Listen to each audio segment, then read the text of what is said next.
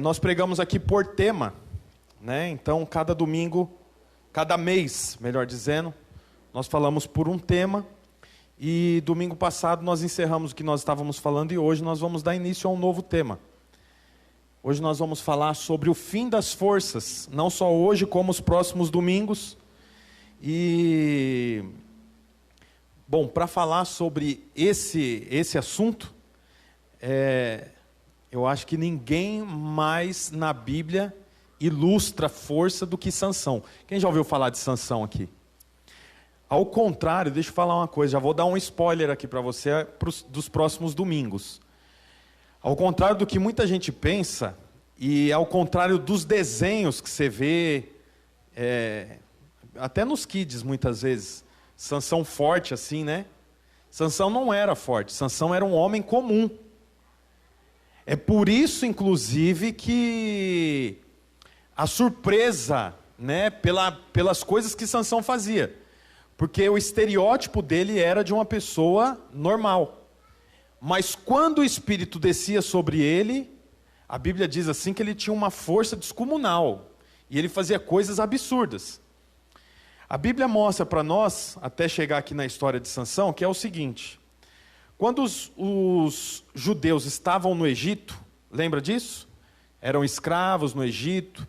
Tinha Moisés, que se tornou o libertador, o líder dos hebreus, né? Hebreus e judeus é o mesmo povo, tá, gente? Então, Moisés se tornou um líder.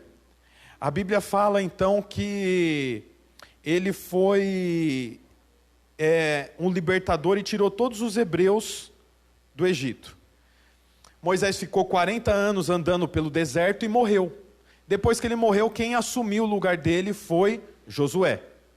Josué agora assume o lugar de Moisés e continua liderando o povo. Chegou um momento que Josué morreu.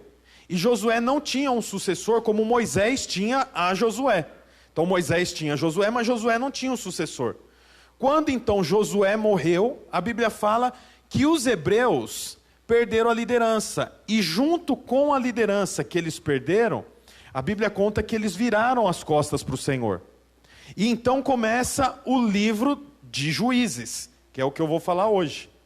A Bíblia fala então que juízes são homens da Bíblia que lideravam os judeus. Então eles lideravam durante um tempo. Quando o juiz morria, a Bíblia fala que os hebreus se viravam contra Deus novamente. Aí Deus levantava um novo juiz que ia liderar o povo. E ele ficava liderando o povo. Quando esse juiz morria, o povo se virava contra Deus novamente. Um desses juízes é Sansão. A Bíblia fala assim, lá em Juízes 13. Queria que você abrisse a sua Bíblia, ou no seu celular, ou aqui também no projetor, vai estar projetando.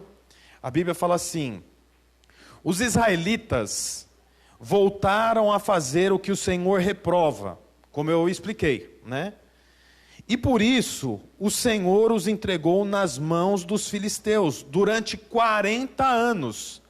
Então quer dizer, por conta deles desobedecerem a Deus, agora eles se tornaram escravos dos filisteus. Aí o versículo 2 fala assim, certo homem de Zorá, chamado Manoá, do clã da tribo de Dan, tinha uma mulher estéril, ou seja, a mulher não podia ter filho. Certo dia, o anjo do Senhor apareceu a ela e disse, você é estéril, não tem filhos, mas engravidará e dará à luz a um filho. Olha, aqui já começa a ficar interessante o que nós estamos lendo. Porque a Bíblia diz que ela não tinha filho. Olha, se hoje, nos dias de hoje, é traumático para a mulher não poder ficar grávida, imagina no mundo antigo que a única funcionalidade da mulher, nessa época, era ter filho. Ela não trabalhava fora, ela era limitada nas coisas que podia fazer. Qual era o papel da mulher? Procriação. Mas ela não podia ter filho. Isso abala as mulheres. Como eu disse, imagine então, nessa época. A Bíblia fala que o Senhor enviou o anjo aparece para ela e fala, você é estéril, mas você vai ter um filho. Olha, o que isso mostra para mim? que mesmo muitas vezes, quando eu não oro, Deus está vendo o meu problema. Porque Deus viu que essa mulher não tinha filho. Aí a Bíblia continua dizendo assim, certo dia o anjo apareceu, disse, você é estéril e não tem filhos, mas engravidará e dará à luz a um filho. Todavia tenha cuidado, não beba vinho, nem outra bebida forte, fermentada, e não coma nada impuro, e não se passará navalha na cabeça do filho, que você vai ter. Porque o menino será nazireu, consagrado a Deus desde o nascimento. Ele iniciará a libertação de Israel das mãos dos filisteus. Então quer dizer, a mulher estava grávida, o anjo falou assim, esse filho é especial. A dieta, enquanto você estiver grávida, é essa. Você não pode comer nenhum derivado de uva, você não pode tomar vinho, você não pode comer comida forte, e não pode passar navalha na cabeça do garoto. Porque ele iniciará a libertação dos hebreus, da mão dos filisteus. O que eu acho poderoso aqui? Que o menino nem tinha nascido ainda. E a Bíblia diz que quando ele nascesse, ele daria início à libertação dos hebreus. Quer dizer, como é que um garoto recém-nascido, não sabe falar, não sabe andar, tem que aprender a mamar, porque a criança tem que aprender que o leite sai do peito da mãe. Tem que aprender tudo isso. Mas ele já dá início à libertação dos hebreus. Como é que pode um recém-nascido dar início à libertação de um povo que estava sendo escravizado por 40 anos? Isso aqui mostra para nós que não é pela força do homem. Sansão era apenas uma ferramenta usada por Deus. Sansão não podia fazer coisa alguma. Não era Sansão que faria, era Deus. Por que eu digo isso? Porque como é que pode uma criança que acaba de nascer começar a trazer a libertação para o povo hebreu? Ela não sabe falar, não sabe brigar, não sabe mamar, não sabe fazer coisa alguma, mas já começa a libertar o povo. Por quê? Porque ele era uma ferramenta que Deus iria usar, mas o Senhor ia libertar por intermédio dele mesmo. É engraçado quando nós dizemos que ele é uma ferramenta. Por quê? Imagina que esse móvel aqui tem um parafuso aqui. Para mim apertar esse parafuso, eu preciso de uma ferramenta, uma chave de fenda. Se eu colocar a chave de fenda em cima do parafuso, não altera nada. Ainda que eu consiga equilibrar a chave de fenda em cima do parafuso, ainda assim não altera nada. Para essa chave de fenda exercer algum poder sobre o parafuso, eu preciso de uma força superior. Então quer dizer, Sansão era uma ferramenta, mas se não tivesse uma força superior sobre ele, ele não podia fazer coisa alguma. Isso mostra para nós que eu não posso coisa alguma, você não pode coisa alguma. Você não tem condição de converter os seus pais, você não tem condições de converter os seus filhos, você não tem condições de converter o seu amigo, você não tem condições de proteger a sua casa contra o Covid. Se não houver uma força superior, você está perdido. Por quê? Porque nós somos apenas uma ferramenta. E a ferramenta, ela é direcionada por essa força superior. Sansão era uma ferramenta que o Senhor escolheu. Deus elegeu ele. Mas se não fosse a força do Senhor, ele nada podia fazer. Outra coisa interessante aqui é que a mãe de Sansão estava grávida. E para ela estar grávida, aliás, e para ela parir o filho que iria dar início à libertação dos hebreus que estavam escravos durante 40 anos, ela deveria seguir uma dieta. Então ela não podia comer comida forte, ela não podia comer nenhum derivado de uva, nem vinho, nem comida contaminada. Olha, você percebe, o filho que ela estava esperando era um garoto consagrado a Deus, mas a consagração do garoto passava pela alimentação dos pais. Então não adianta, deixa eu te falar isso aqui, ó. Não adianta nada você morrer de orar pelos seus filhos se você não comer a comida certa. Você pode orar: "Ai, Senhor, guarda o meu filho, ele está bebendo, Senhor. Oh, Jesus, eu fico tão preocupada com meu filho, ele é tão estúpido, Jesus." Tá, ore, mas coma a comida certa também. Não adianta você mandar o filho para a igreja se você não vai. Por quê? Porque você está mandando ele fazer a coisa certa, mas você não está comendo a comida certa. Sansão era um libertador, mas para ele ser um libertador, a mãe tinha que comer direito. Você percebe que a nutrição do filho passa diretamente por aquilo que a mãe come. O que significa isso? Significa que o seu filho está vendo o que, ou melhor, está percebendo o que você ouve. Então é muito bonitinho ver uma menina de 4 anos dançando funk. É engraçado. Mas aquilo ali produz algo pecaminoso e doloroso para o futuro dela. É muito engraçado ver um pai molhando a chupeta do menino na cerveja. Olha só, ele gosta de cerveja. Mas aquilo é o que você está sustentando o seu filho. Esses dias, eu estava no meu quarto e a Elisa acordou, chorando, que ela tinha tido um pesadelo. Aí ela falava assim: "O cachorro está mordendo o Davi, papai, o cachorro está mordendo o Davi", que é o primo dela. Então eu falei: "Calma, Elisa, não tem cachorro aqui." "Não, o cachorro está mordendo o Davi, vai morder eu também, papai, vai morder eu também." É ela que está rindo. Aí eu falei: "Vamos orar então." E aí nós oramos. Olha, o que eu quero mostrar para a Elisa? Aquele momento que ela estava ali na cama e tinha acabado de sonhar, é o pior momento para uma criança, sim ou não? É um momento de desespero, parece que tem cachorro ali. O que eu quero mostrar para minha filha? No momento do desespero, nós resolvemos correndo para Cristo. É isso que eu quero mostrar para ela. Ela pediu uma boneca. Cara, por sinal. Olha, eu tenho dinheiro para comprar a boneca. Mas antes eu falei: vamos orar e pedir para Deus. Aí nós oramos e pedimos para Deus. Aí quem que deu a boneca, Elisa? Para você? O vovô e a vovó. Tá vendo como Deus ouve? Você vê? Se eu não tivesse ensinado ela a orar, quem que ia comprar? Eu. Mas olha, você percebe, eu preciso ensinar a Elisa o que eu como.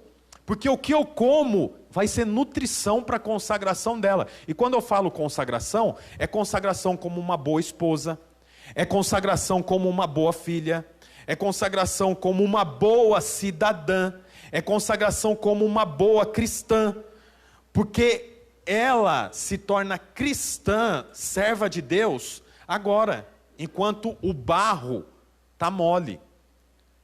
O vaso, depois de pronto, eu não consigo mais alterar ele. Mas enquanto o vaso é apenas barro mole, eu dou a forma que eu quero. Portanto, se você acha que quando seu filho tiver 14, 15 anos, aí ele vai para Cristo, você está enganado. Com 14, 15 anos ele vai querer estar indo para maconha. Que provavelmente, na época que minha filha tiver 14, 15 anos, que é daqui uma década, já seja descriminalizado o uso da maconha. Se eu não mostrar para ela agora que a salvação é Cristo, se eu não mostrar para ela agora a comida que eu e a mãe dela comemos, e é o que funciona para nós, ela vai comer outras comidas. E essas outras comidas é prostituição, é uso de drogas, é balada, é festa. Portanto, papai e mamãe, você tem responsabilidade total em o seu filho se tornar um cidadão. Um bom cristão. É responsabilidade minha.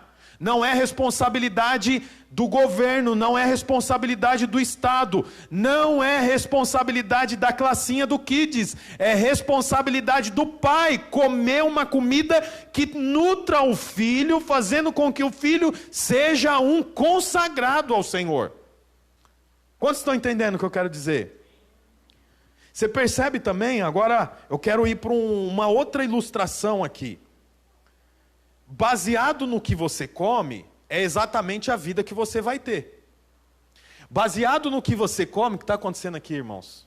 Baseado no que você come, você vai ter um tipo de vida. Então, por exemplo, ouça o que eu vou te dizer. É pecado eu ouvir músicas que não sejam cristãs? Não, não é pecado. Nós não podemos dizer que é pecado o que a Bíblia não diz que é pecado.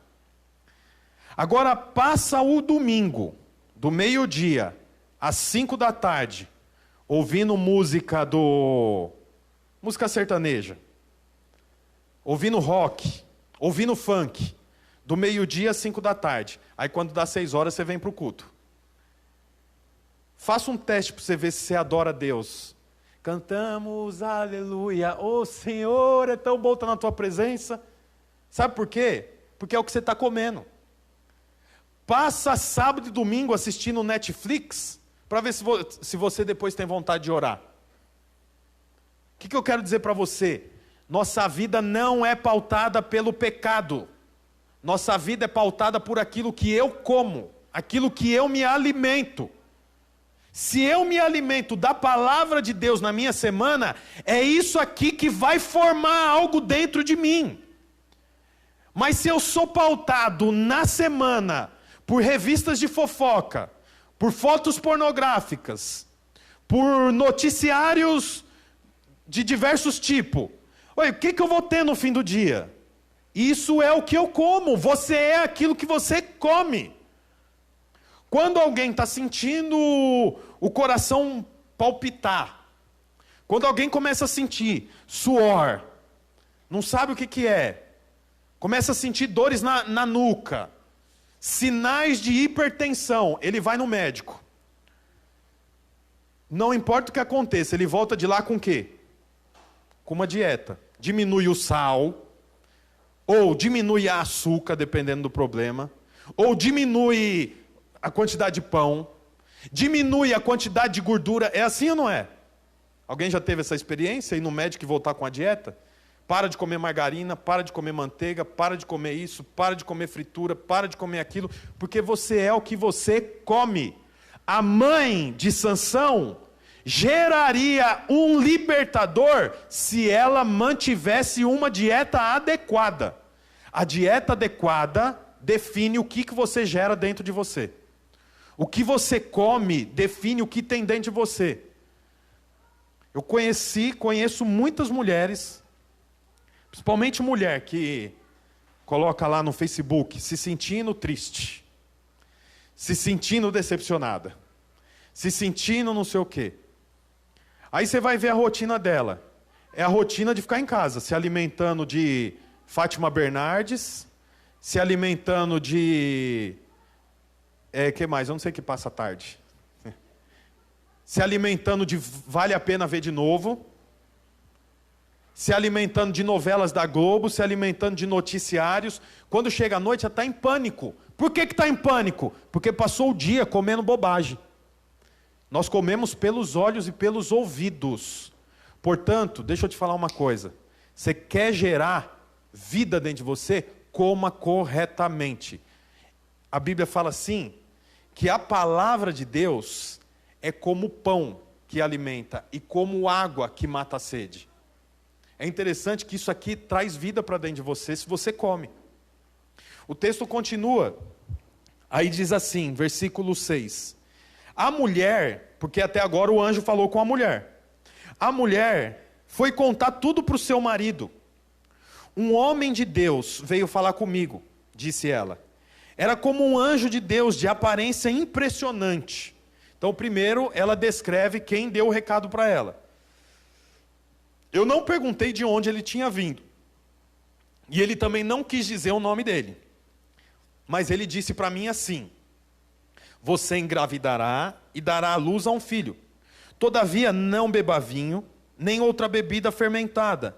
E não coma nada impuro, porque o menino será nazireu, consagrado a Deus, desde o nascimento até o dia da morte. Então, quer dizer, ela ouviu o que o anjo de Deus falou para ela, e ela foi até o marido e contou para o marido como o anjo tinha dito para ela. Aí, no versículo 12, fala assim que o marido, que se chamava Manoá, orou e falou: Deus, do mesmo jeito que o Senhor enviou esse homem para falar com a minha esposa, envia para falar comigo também. Aí no versículo 13, fala assim: o anjo do Senhor respondeu, porque o anjo veio falar com ele: sua mulher terá que seguir tudo o que eu lhe ordenei. Ela não pode comer nenhum produto da videira, ou seja, nenhum derivado de uva, nem vinho ou bebida fermentada, nem comer nada impuro, terá que obedecer tudo o que eu lhe ordenei. Então, olha, o que você percebe aqui? O que o anjo falou para o marido é exatamente a mesma informação que a mulher tinha passado para o marido, sim ou não? O anjo falou com a mulher. A mulher veio e reportou ao marido. O marido, não satisfeito, orou e falou: Deus, envia esse homem para falar para mim. Eu quero saber como eu devo criar esse menino. O anjo aparece e fala exatamente a mesma coisa que a mulher já tinha dito. É engraçado aqui, por quê? Porque quando o marido ora, pedindo para o anjo vir falar para ele, significa que ele não está satisfeito com o que a mulher está falando. Significa que ele quer mais detalhes. A mulher já tinha dito, mas ele não se conteve. Ele pediu mais detalhes. É interessante que o anjo aparece para ele, mas diz exatamente a mesma coisa. Por que o anjo fala a mesma coisa? Porque se eu preciso de muitos detalhes, eu não tenho necessidade de fé, porque eu já sei tudo que vai acontecer. Vou te dar um exemplo prático da minha vida. Em 2016, Deus falou comigo para mim sair de Mauá, em São Paulo, e vir plantar a igreja aqui em Curitiba. Eu recebi esse recado, eu e a minha esposa, só esse recado. Em novembro de 2016 eu me mudei para cá. Eu não sabia que nós íamos estar reunidos com esse número de pessoas. Eu não sabia quem iria vir de Mauá para ficar junto comigo. Eu não sabia se viria ou se não viria pessoas de Mauá para me ajudar na obra. Eu não sabia aonde eu ia morar, se o bairro onde eu morava era bom. Nós temos uma empresa lá em São Paulo, deixamos a empresa lá. Não sabíamos como iria funcionar todos esses detalhes, não tinha. Eu tinha o quê? Apenas uma direção de Deus. Deixa eu te falar uma coisa. Se você está esperando detalhes, você não vai ter. Deus não dá detalhes, Deus dá direção. Homens gostam de detalhe. Veja na Bíblia, Deus fala para Abraão o quê? Sai da tua terra e da sua parentela para a terra que eu vou te mostrar. Olha, isso é o quê? Direção. Deus dá direção. Deus não dá detalhes. O Senhor falou para Moisés, você vai ter que sair do Egito. Depois Deus encontrou Moisés 40 anos depois e falou, volta para o Egito. Mas Moisés não sabia que ele ia ter que falar com o faraó, colocar 10 pragas para destruir o Egito. Deus não falou, vai chegar uma hora que vai ter um mar na sua frente, e você vai ficar preocupadão, Moisés, mas aí eu vou vir, vou abrir o mar, todo mundo vai passar. Quando você olhar para trás, vai ver o exército assim de faraó vindo, mas aí eu fecho o mar e nada acontece. Fica tranquilo. Ele não sabia disso, porque é detalhe. Deus não dá detalhe, Deus dá direção. Nós é que gostamos de detalhe. Por que que os homens gostam de detalhe? Porque quanto mais detalhe, menos fé.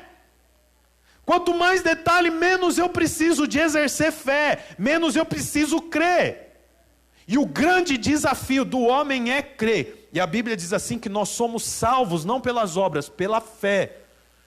Nós servimos a Deus pela fé. Tudo que Deus faz é por intermédio da fé. Portanto, não adianta eu querer ter detalhes do que vai acontecer. Eu não tenho, você não vai ter. Nós andamos por meio da fé, nós cremos. E se o crente não desenvolve a fé, ele é um crente com prazo de validade. Vai morrer, não vai aguentar, porque a nossa vida é movida pela fé. Interessante, deixa eu te falar aqui, ó. Fé não é garantia de que o que você quer vai acontecer. Isso não é fé. A fé é crer no que o Senhor já disse, indiferente se vai acontecer o que eu quero ou não. Eu não tenho garantias. Servir a Deus não tem garantias. O problema é que nós, homens, quando eu falo homem, o gênero humano, cada dia nós temos mais garantia. Então você vai para o emprego, você tem garantia. Por exemplo, o governo agora subsidiou as empresas, mas as empresas tiveram que dar garantia de pelo menos 3 meses sem mandar ninguém embora. Isso dá ou não dá segurança? É bom ou não é bom? É bom. Você compra pela internet, você tem a garantia de que se não entregar, o dinheiro retorna. E se chegar na sua casa e não for o que você quis, você devolve e está tudo certo. Minha irmã comprou um tênis, não gostou, devolveu, o dinheiro voltou para a conta. O nome disso é garantia. Servir a Deus não tem garantia, é por meio da fé. Isso é que chateia muitas pessoas. Isso é que faz muitas pessoas desviar. E deixa eu te falar uma coisa. Gente que quer garantia, fica chateado com crentes que não esperam garantia. Está entendendo? Essa mulher aqui, ela não tinha garantia, ela apenas creu. Parou de comer o que ela comia. Parece simples não comer nenhum derivado de videira, de uva. E parece simples não comer comida forte. Mas olha, naquela época só tinha comida forte e a bebida principal era derivado de uva. A vida dela foi alterada por completa. Baseado em quê? Na fé. Portanto, nós precisamos desenvolver a nossa fé. Deixa eu te falar mais. O anjo aparece e diz para Manoá exatamente o que ele já tinha dito para a mulher. A mesma coisa. Aí, nós vemos aqui que Manoá disse para o anjo, no versículo 15. Põe no versículo 15. Olha só. Manoá disse ao anjo do Senhor: gostaríamos que ficasse conosco. Queremos oferecer um cabrito. Quer dizer, Manoá, que é o pai, preste muita atenção nisso. Manoá é o pai. Ele ouve o que o anjo tem para dizer e no final ele oferece para o anjo um cabrito. Nos dias de hoje, no nosso dia a dia, não é comum, pelo menos eu acho que não é comum, alguém convidar você e falar: vamos lá para casa comer cabrito? Alguém já recebeu um convite assim? Não. Eu nunca recebi. Alguém aqui já recebeu um convite assim: vamos lá em casa, vou fazer um churrasco? Esse é mais comum. O cabrito, nessa época aqui, era como se fosse o churrasco nosso. Manoá tem relacionamento com o anjo de Deus ao ponto de chamar ele para um churrasco. Então ele fala: vamos para um churrasco lá na minha casa? Eu acho tremendo isso aqui, porque mostra o relacionamento entre o homem e o anjo de Deus. Por que eles estabelecem esse relacionamento? Por causa da intimidade. Deixa eu te falar um negócio aqui muito sério. Eu tenho certeza que você teria 50% menos de problema do que você tem hoje se você mantivesse uma rotina de relacionamento com Deus.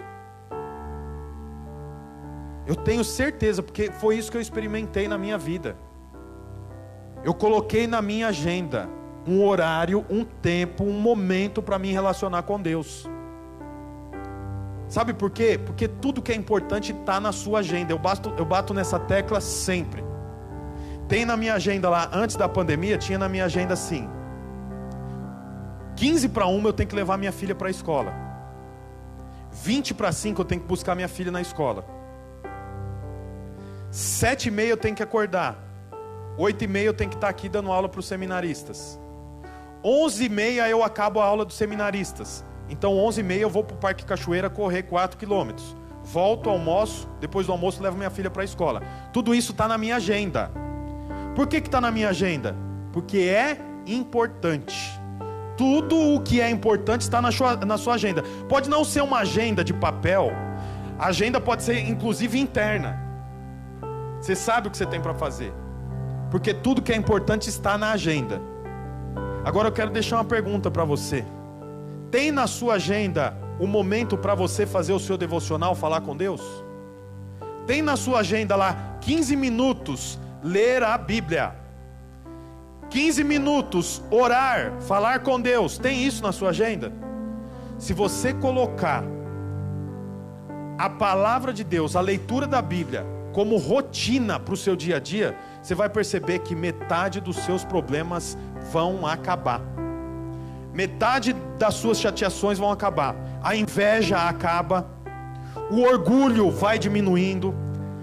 A ofensa vai diminuindo. Você se torna uma pessoa mais gostoso de relacionar. Por que é assim?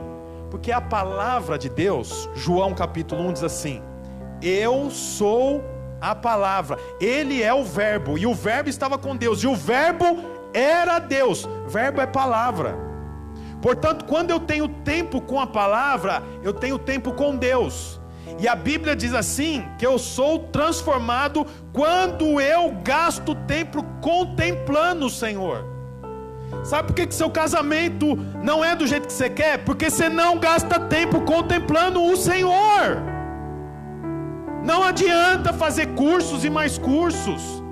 Sabe por que você tem problema financeiro? Porque você não passa tempo contemplando o Senhor. Sabe por que você tem vontade de ficar vendo pornografia? Porque você gasta tempo brigando. Porque você gasta tempo ofendido com o amigo, com a mãe, com o tio, com o primo. Porque não tem tempo com o Senhor. Quem tem tempo com o Senhor é transformado. A transformação não é por meio de cursos, não é por meio de coach. Nós somos transformados quando estamos de frente com Deus. Como que eu estou de frente com Deus? Sabendo o que Ele fala, com as palavras dEle. Se eu não tenho tempo com Deus, eu não sei quais são as respostas. Eu não sei qual é a resposta. Chama ela, Arthur. Minha filha, tá? Volta para sua mãe, menina. Deixa eu terminar aqui. A Bíblia fala assim, que ele diz: gostaríamos que ficasse conosco, queremos oferecer um cabrito. Olha a resposta, olha aqui, presta atenção. Olha a resposta do anjo. O anjo do Senhor respondeu: se eu ficar, não comerei nada. Mas se você preparar um holocausto, ofereça-o ao Senhor. Olha que interessante. Manoá, que é o pai, estava tão feliz e tão grato, que ele ofereceu um cabrito, um churrasco. O anjo responde: se eu ficar, eu não vou comer nada. Ao invés de oferecer um cabrito, faz o seguinte: entrega para o Senhor um holocausto. É engraçado porque Manoá, que é o marido da mulher grávida, estava cheio, o coração dele é bom, ele tem boas intenções, mas a boa intenção, preste atenção nisso, não agrada o anjo do Senhor. Ele falou: vou fazer um cabrito, eu estou tão feliz. É boa intenção, mas a boa intenção do coração de Manoá não agrada a Deus. Sabe o que agrada a Deus? O sacrifício, o holocausto. Isso mostra para nós que por mais que o homem tenha boas intenções, ainda assim não agrada a Deus. Sabe como nós agradamos a Deus? Sacrificando. Holocausto. E quando eu falo sacrifício, eu não estou falando sobre fazer coisas difíceis. Não estou falando sobre você ficar dias e dias sem comer. Holocausto, quando eu falo, é holocausto de adoração. Holocausto que eu estou falando aqui é quando você separa tempo com Deus lá na sua empresa. Holocausto é entregar para o Senhor. Holocausto é assim, é quando se queima um determinado material e aquela fumaça sobe como incenso suave a Deus. A sua adoração é incenso suave ao Senhor. As boas intenções que tem no coração do homem, ainda assim, não resolve nada. O inferno está cheio de boas intenções, não é assim que ele fala? Portanto, boas intenções não muda, não altera nada na vida de ninguém. Sabe o que altera na vida de alguém? Oferecer ao Senhor holocausto, adoração, ir para o Senhor. A Bíblia fala que quando o holocausto começou a queimar e a fumaça começou a subir, o anjo entrou no meio do fogo e subiu junto com o holocausto e foi para o Senhor. O meu papel aqui como pastor é mostrar para você que nós não somos crentes só aqui na igreja. Não muda nada ser crente aqui. Eu sou crente a hora que dá raiva e não falo palavrão. Eu sou crente na hora da dificuldade. Eu sou crente na empresa. Eu sou crente quando eu separo o tempo para falar com Deus. É aí que eu mostro que eu sou convertido. E nós vivemos num tempo de escassez disso. Nós vivemos num tempo que nós não paramos para falar com Deus. Gente que não para falar com Deus se torna um crente derrotado, vencido. Você não pode ser esse crente. Você precisa aprender a ir para o Senhor. Quando minha filha cai e se machuca, quando meu filho cai e se machuca, eles vêm direto para o pai e para a mãe. É o socorro bem presente.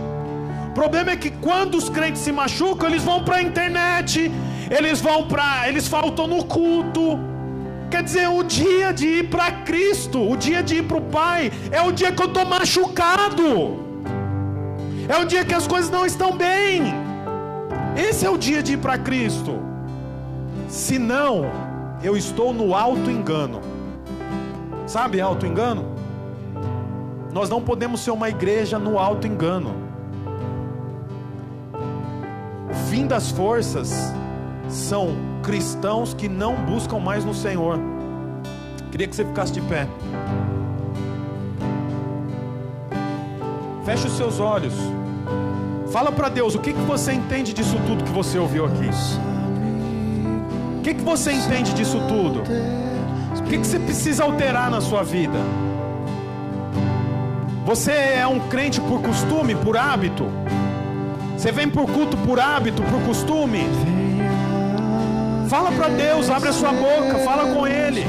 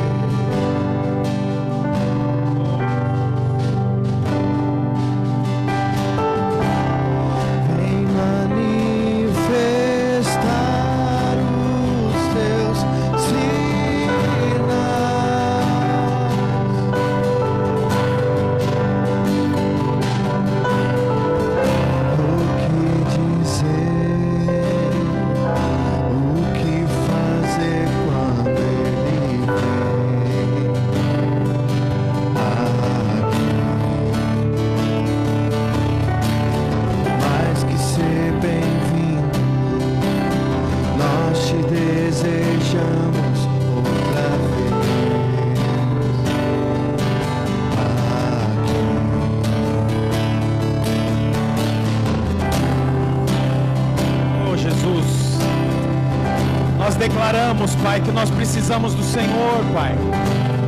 Feche os seus olhos e diga isso para o Senhor. Fala: Senhor, eu preciso de Ti, Pai. Eu declaro, Senhor Jesus, que eu preciso mudar a minha rotina, Pai. Me ensina, Pai, me ensina.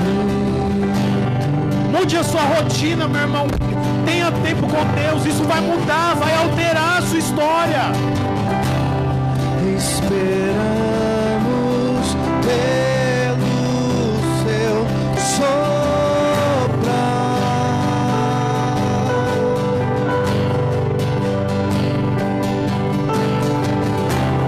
com seu olho venha nos ungir.